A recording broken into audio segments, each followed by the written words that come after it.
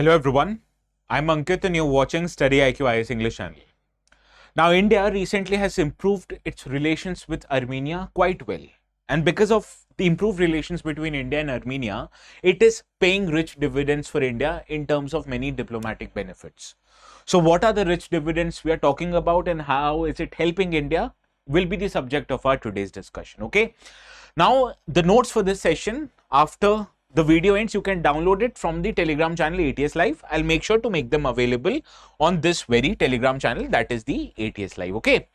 First, let us understand the context. Why are we discussing the relations between India and Armenia?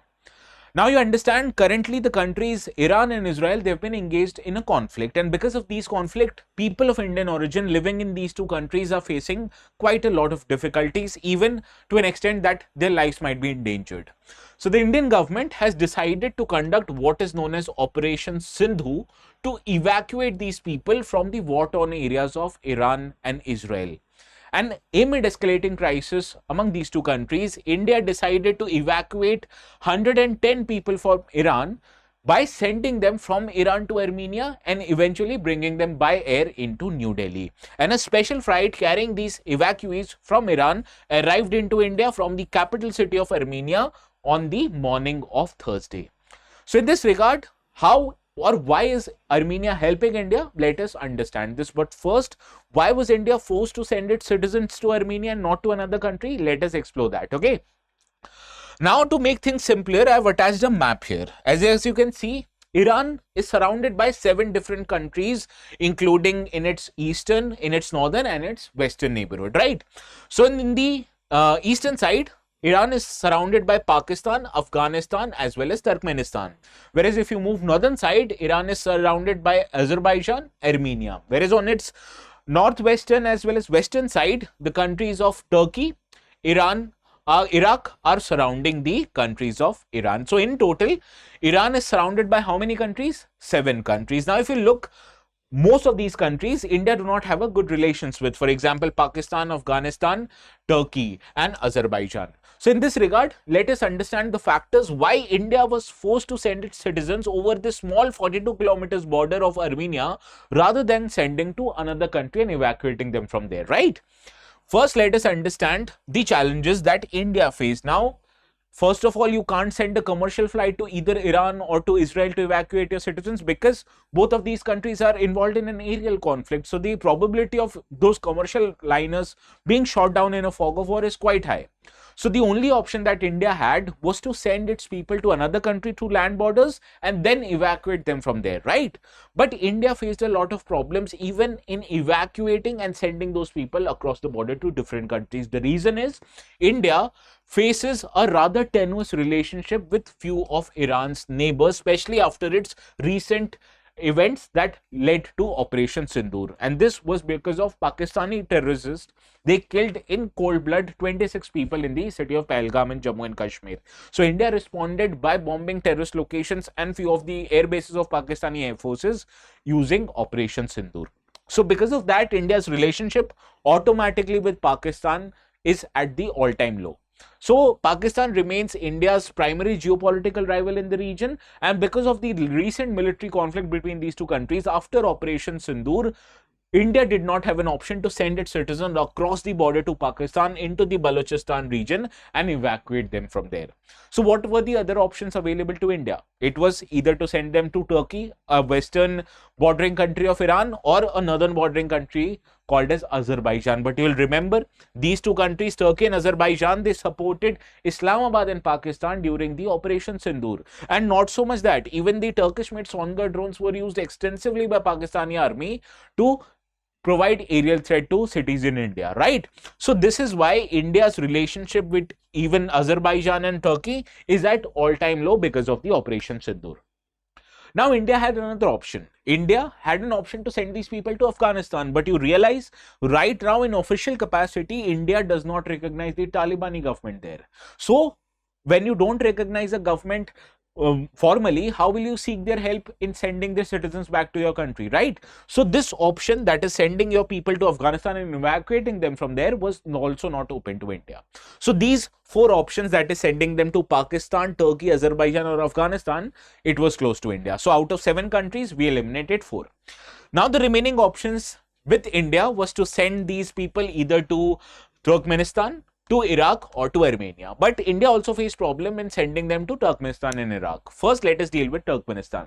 Now, Iran has a very long boundary with Turkmenistan, but you need to understand this region, particularly on the Iranian side, is sparsely populated. And not just it is sparsely populated, but in terms of road connectivity, in terms of logistics, that was also quite a difficult proposition. So, evacuating them, sending them to Turkmenistan border using the land border crossing, in absence of logistics, was quite a significant challenge. So, this option was also closed for India. Another option was to send people to Iraq and evacuated them from there, and you'll say it is an easy task because India shares a good relationship with Iraq. India has been historically a large importer of Iraqi-based crude oil, right? But the problem is that even Iraqi airspace was directly in the line between Israel and Iran. So the problem is, in case if you have sent a commercial flight to Iraq, that might also have faced threat from the aerial duel happening between Iran and Israel. So this option was also closed, although it could have been easier for the government to send them across Iraq and then evacuated from there, but in terms of logistics, in terms of threat, it was quite high and government was not willing to take that risk.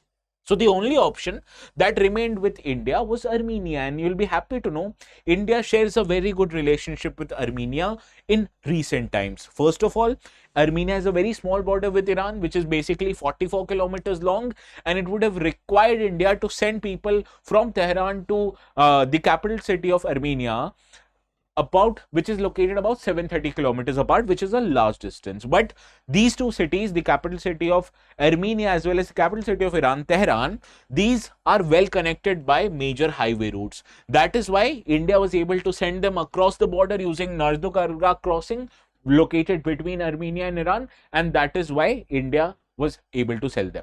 But in addition to that, what promoted India to send them across Armenia was improved diplomatic relationship between these two countries. Now, what are the factors that has improved India's relationship with Armenia? Let us decide them, or let us understand them one by one. Although India's ties with Armenia, they date back quite a long time, but the recent relationship or the recent comfort in their relationship emerges from the crucial geopolitical considerations that have happened in past few years. Now you understand, recently Armenia was involved in a conflict with Azerbaijan over the control of Nagorno-Karabakh enclave, right? So in this conflict between Armenia and Azerbaijan, countries like Pakistan and Turkey, they firmly supported Azerbaijan. So automatically India became a staunch backer of Armenia, and not just it became a backer of Armenia, it also provided a lot of military hardware, as much as worth of $250 million, which even surpassed the military hardware provided by Russia to Armenia. India provided Armenia in their conflict with Azerbaijan with Pinaka multi-barrel rocket launchers. It provided Armenia with Akash 1S air defenses system and other armament, which helped Armenia to counter the threats emerging from Azerbaijan, right? So this is the picture of Pinaka multi-barrel rocket launch system. Similarly, this is the picture of the Akash 1S missile system, and the benefits of these two missile systems is that they are quite potent in targeting their enemies, and we have seen even during the Operation Sindoor, Akash 1S very willfully and skillfully tackled the aerial threat that emerged from Pakistan, right? So these military hardwares were provided by India at a crucial time when the Armenia was facing an aggression by Azerbaijan, and India's geopolitical rivals, Turkey and Pakistan, they were supporting Azerbaijan. So this was the first reason why India has a very close relationship with Armenia. Another factor of close relationship between New Delhi and Yerevan is the factor that Armenia has traditionally supported the issues that India are very sensitive to. First of all, Armenia has publicly endorsed India's position on resolving the Kashmir issue with Pakistan. India favors that this Kashmir issue is a bilateral issue between India and Pakistan. And even in the conversations with President Trump, Prime Minister Modi has highlighted multiple times that India does not want any third party, be it United States or United Nations, to intervene in its negotiations with Pakistan on the issue of Kashmir. So this stand of India, that it favors or it witnesses Kashmir issue as a bilateral issue, was supported quite well by Armenia in different multilateral forums. Similarly, Armenia also supports India's aspiration. India wants the United Nations Security Council to be expanded to include more members as permanent member, and India is vying for one permanent seat in the United Nations Security Council. So Armenia has also supported this India's claim on the rightful chair to the permanent seat of United Nations Security Council. So both of these two sensitive diplomatic issues where India holds it very important in the multilateral fora, Armenia has supported India in this regard. So this is the second factor, that is the diplomatic support extended by Armenia has brought in these two countries close together. But this is not it. There is also an economic reason behind the comfort of the relationship, and this economic reason is known as International North-South Transport Corridor. Now, if you remember, International North-South Transport Corridor is basically a land-based transport corridor stretching to multiple countries originating from Mumbai to Iran to countries like Armenia, and eventually it wants to reach through Central Asian republics here to the countries of Europe, because right now India has to send goods using the Suez Canal route, which takes a longer duration, longer distances for you to reach St. Petersburg located in Russia.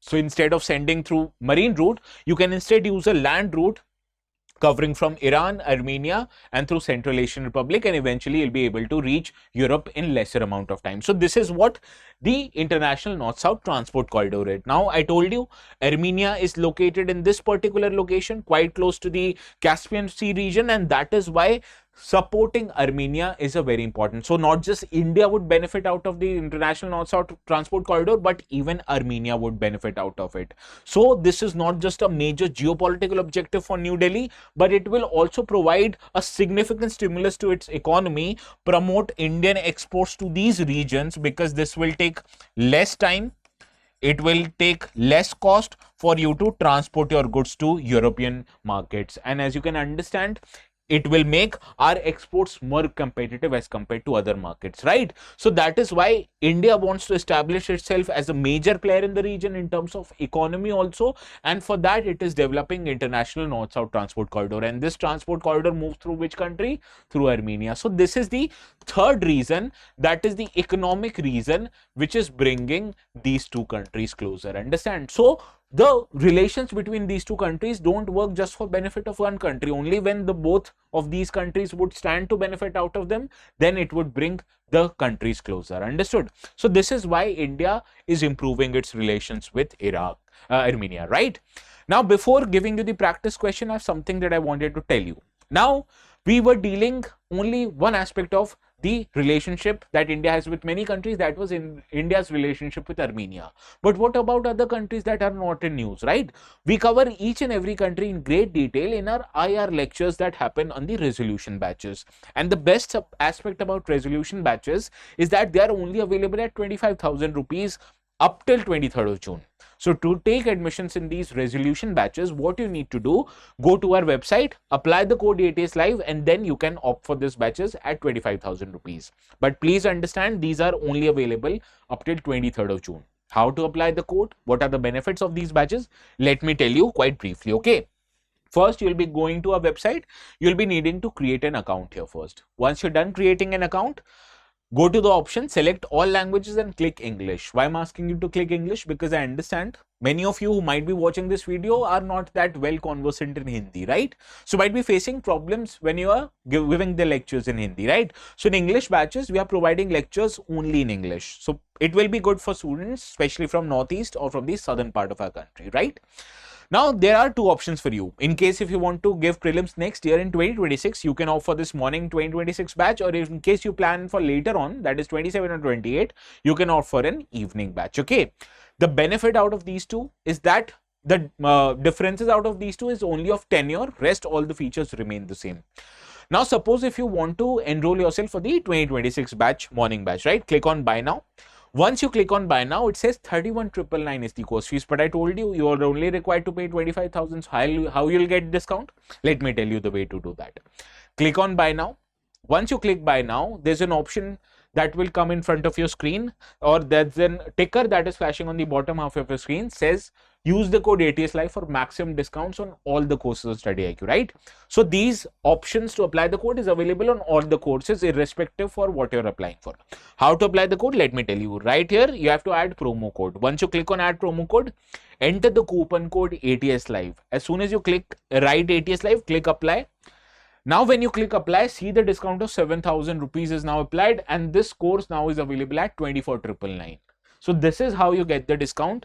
Please do not forget to write the code ATS Live, because it will save 7,000 of your or your parents' hard-earned money. Now, what are all the benefits of the resolution batch? Suppose you'll obviously get live classes, lecture notes, one-to-one membership, but in addition to that, you'll also be getting a mains residential program. Suppose if you clear prelims, you'll be brought to Delhi. Every of your expenses, food related, study related, lodging related, will be taken care of by StudyIQ. Similar benefits are also available with prelims residential program. So in case if you are in the top 10% well-performing students of your batch, you'll be brought to Delhi even before prelims, few months before prelims, and every of your expenses will be taken care of. Similarly, you'll also be getting a selection box, 20 booklets or books important from your UPSC exam. We will provide it to you in this batch only. Similarly, you'll be requiring the guidance of teacher. You can get that under Margdarshan, and also if case you clear prelims, your entire course fees, yes, this 25,000 rupees that you will pay will be refunded back to you in case you clear prelims examination. Similarly, if you top your monthly test, you'll be eligible to get 11,000 rupees financial reward. So please make sure to get all your queries resolved. There is a phone number also. You can call on this number. 9240231070 is the number you need to call. Get all of your doubts resolved. And in case if you want to take admissions, do not forget to tell them to apply the code ATS Live, because this is how you get 7,000 rupees discount, the maximum amount of discount that you can get here. Okay. So this is the thing I wanted to tell you. Now, before ending our today's discussion, this is a 2025 exam which appear India is one of the founding members of International North-South Transport Corridor, a multimodal transportation corridor which connects, and out of these four options, which is the most correct option? Do let me know the correct answer in the comment section. You can easily solve it if you have followed our today's video, and we'll see each other again. The notes, they will be available on this Telegram channel, ATS Live. So you can go search the words ATS Live in the Telegram channel, or alternatively, you can also scan this QR code. You'll find the channel. So this brings an end to our today's video. Please have a very good day.